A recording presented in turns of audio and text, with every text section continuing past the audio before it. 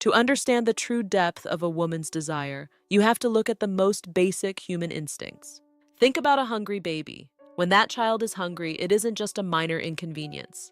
It is an all-consuming physical ache that makes them cry out with everything they have.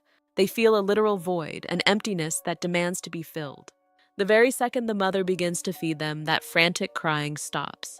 It is replaced by a deep, instinctive sigh of relief and a sense of total security. For a woman, the anticipation of intimacy carries that same kind of heavy biological weight. It is a craving for connection and fullness that starts long before anything physical even begins. Many people misunderstand this. They think desire switches on in a moment. But in reality, it builds quietly, deeply, often hours or even days before the moment arrives. And I want you to pause here for a second and really ask yourself something honestly. Have you ever felt that kind of emotional hunger? That deep, almost unexplainable longing to feel close to someone? Not just physically, but mentally, emotionally, completely. Have you ever been in a moment where you wanted to feel seen, wanted to feel chosen, wanted to feel complete? Because that's where this conversation truly begins. I'm Lauren Garcia, the host of the Lauren Psychology Diary YouTube channel, and today we're going to unpack something that is often misunderstood, oversimplified, or completely ignored: the psychology of anticipation, connection, and emotional fulfillment in intimate relationships.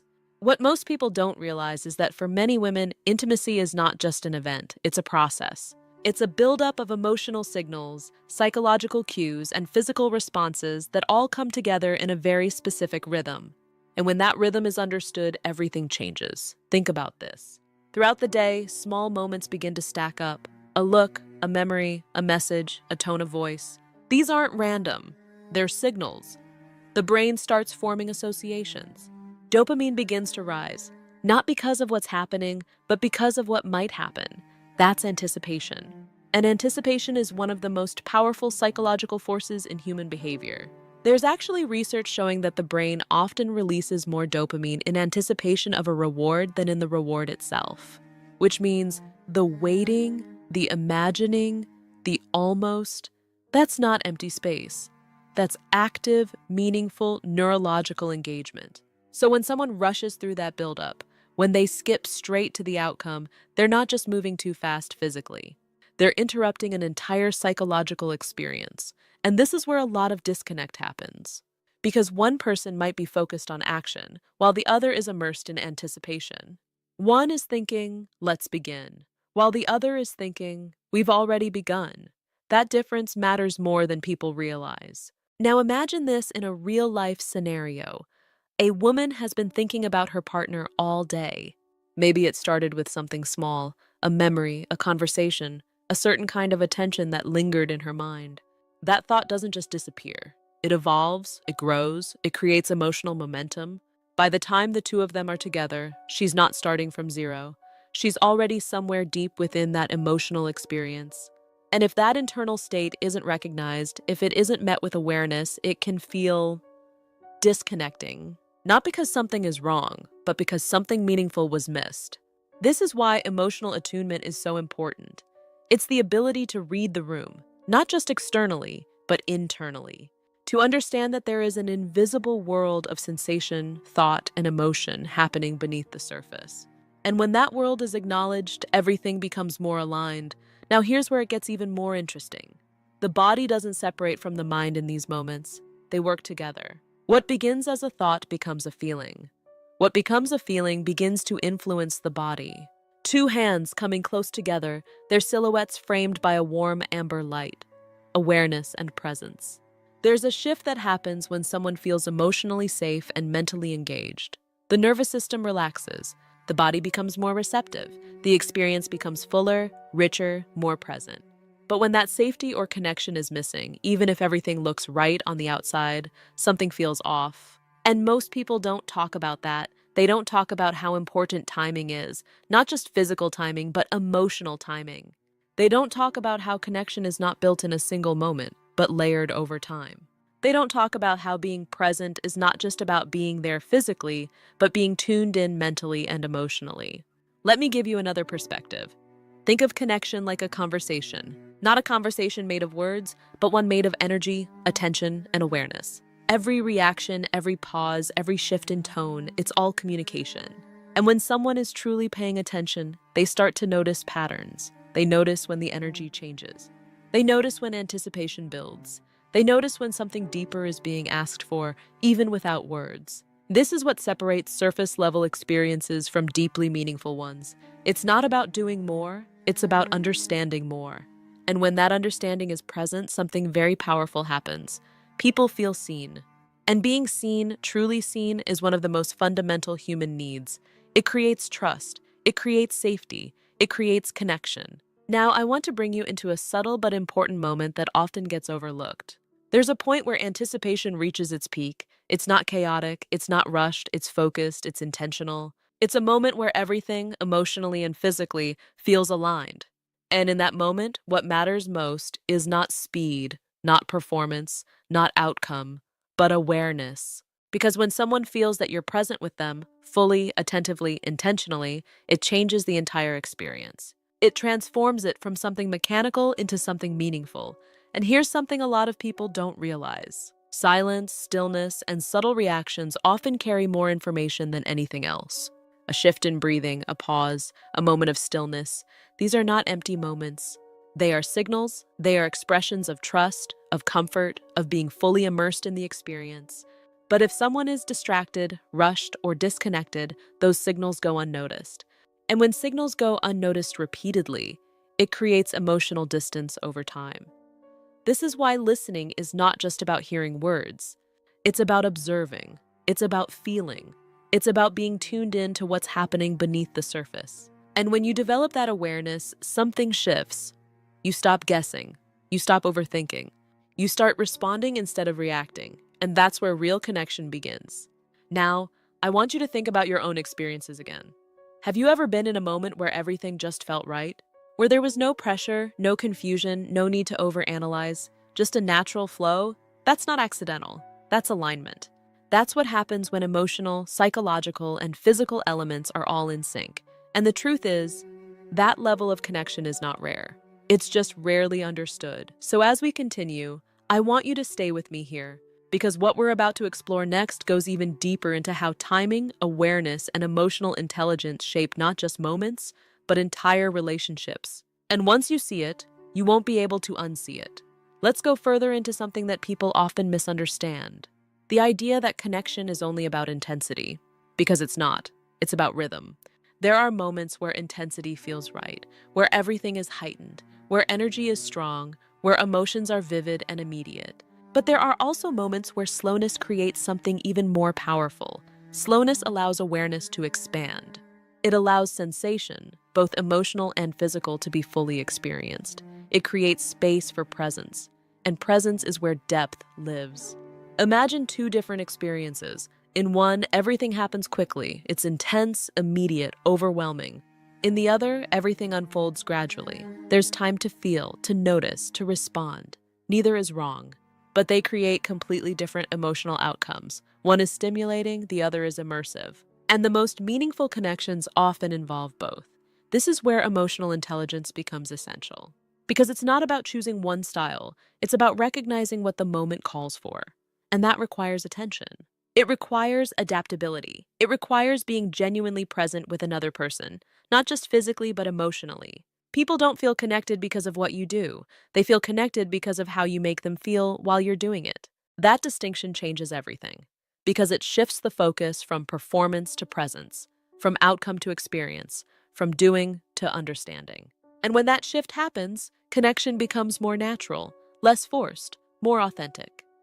Now, there's another layer to this that I want you to really think about. When someone consistently feels understood, valued, and emotionally fulfilled in moments of closeness, the brain begins to associate that person with safety and reward. This is not just emotional, it's neurological. Oxytocin, often called the bonding hormone, is released during moments of trust and closeness. And over time, that creates attachment, not because of dependency, but because of positive emotional association. And over time, that creates attachment, not because of dependency, but because of positive emotional association. Because one is built on awareness and emotional presence, and the other is not. Now here's where it gets even more practical. If you want to deepen connection in your own life, start by paying attention to three things. First, timing. Not everything needs to happen immediately. Learn to recognize when something is building, when anticipation is forming, when a moment is asking to be experienced, not rushed. Notice reactions. Notice energy shifts. Notice when someone leans in emotionally and when they pull back. These are not random. They're communication. Put your attention where you are, not on distractions, not on expectations, but on the moment itself. Because presence is what turns ordinary experiences into meaningful ones. And meaningful experiences are what create lasting connection. Now, before we close, I want to leave you with something to reflect on. Connection is not about perfection. It's not about getting everything right. It's about being aware enough to adjust, to respond, to grow. It's about understanding that the most powerful experiences are not built on intensity alone, but on attention, intention, and emotional depth. If this made you think differently, even just a little bit, take a second to like the video. It really helps more people find this kind of conversation. And I'd genuinely love to hear your thoughts. What part of connection do you think people misunderstand the most? Let me know in the comments. And if you're someone who wants to understand human psychology, relationships, and emotional intelligence on a deeper level, make sure you subscribe and stay connected. Because we're just getting started. And trust me, the next conversation is going to change the way you see things even more. There's something else we need to talk about, and it's subtle, but once you understand it, it changes everything about how you experience connection. The moment where anticipation turns into reality is not just a transition, it's a signal.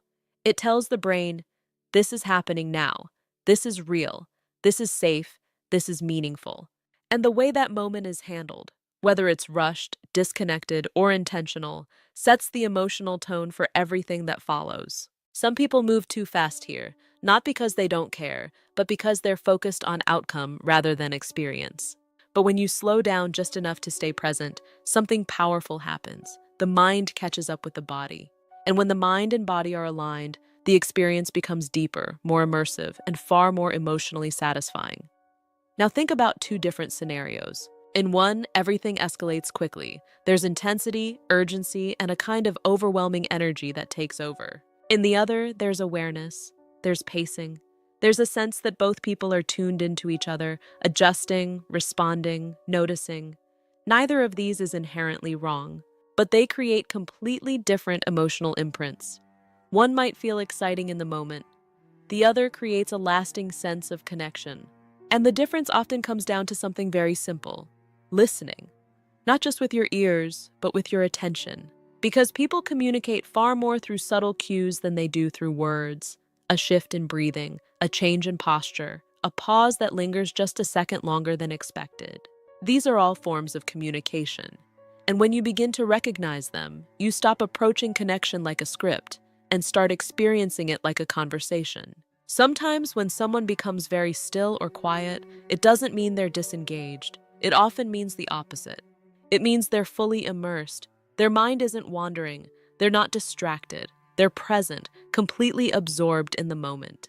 And that kind of presence is rare. It's what people are actually searching for when they talk about chemistry or spark. It's not just attraction, it's alignment. It's two nervous systems syncing in real time. And when that happens, the experience becomes less about effort and more about flow. You stop trying to make something happen, and you start allowing it to unfold. Now let's talk about rhythm, because rhythm is one of the most overlooked aspects of connection. Some moments call for intensity, others call for slowness. Some moments feel playful and light, others feel deep and grounding. And the key is not choosing one over the other, it's learning how to move between them. That's what emotional intelligence looks like in real time. It's adaptability, it's awareness. It's the ability to feel what the moment needs instead of forcing what you think should happen. Let me give you a real-life example. Imagine two partners who have been together for a while. One night, there's a sense of urgency. Maybe they haven't had time together. Maybe the anticipation has been building all day. In that moment, intensity feels right. It matches the emotional state. But on another day, when things feel calm, when there's no rush, when the environment feels safe and quiet, that same intensity might feel out of place. And what feels right instead is slowness, depth, presence. This is why there is no one way to create connection. There's only the ability to read the moment and respond to it. Now, here's where it gets even more meaningful.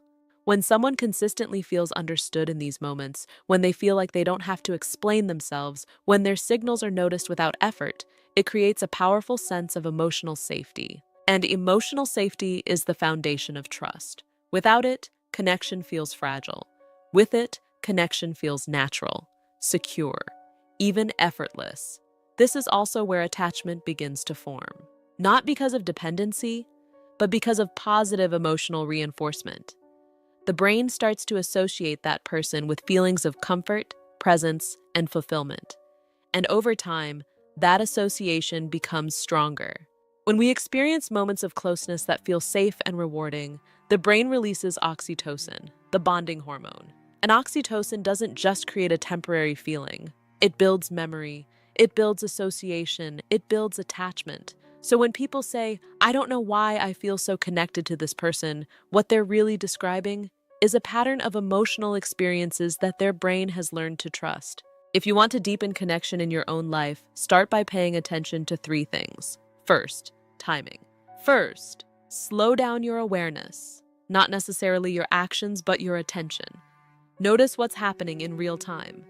Notice how the other person is responding. Notice how you are responding. Second, remove the pressure to perform. Connection is not about doing everything right. It's about being present enough to adjust, to respond, to stay engaged with what's actually happening, not what you think should happen. Third, create space for feedback, not always through words, but through openness, through curiosity, through a willingness to notice and adapt, because the strongest connections are not built on perfection, they're built on responsiveness. Now I want to leave you with something that might shift the way you see connection entirely. The most powerful moments are not the loudest, they're not the fastest, they're not the most intense. They're the ones where both people feel fully present, fully seen, and fully understood, without needing to say a word. That's what people remember. That's what people come back to. That's what creates lasting emotional impact. So the next time you find yourself in a moment of connection, don't rush past it. Don't treat it like something to get through. Treat it like something to experience. Because when you do, everything changes. If this resonated with you, take a moment to like the video. It genuinely helps more people discover these conversations, and I'd really love to hear from you. What do you think creates real connection in today's world? Is it presence, communication, timing, or something else entirely? Share your thoughts in the comments. And if you're someone who wants to understand human behavior, emotional intelligence, and relationships on a deeper level, make sure you subscribe and stay connected. Because the more you understand these dynamics, the more intentional and meaningful your relationships become.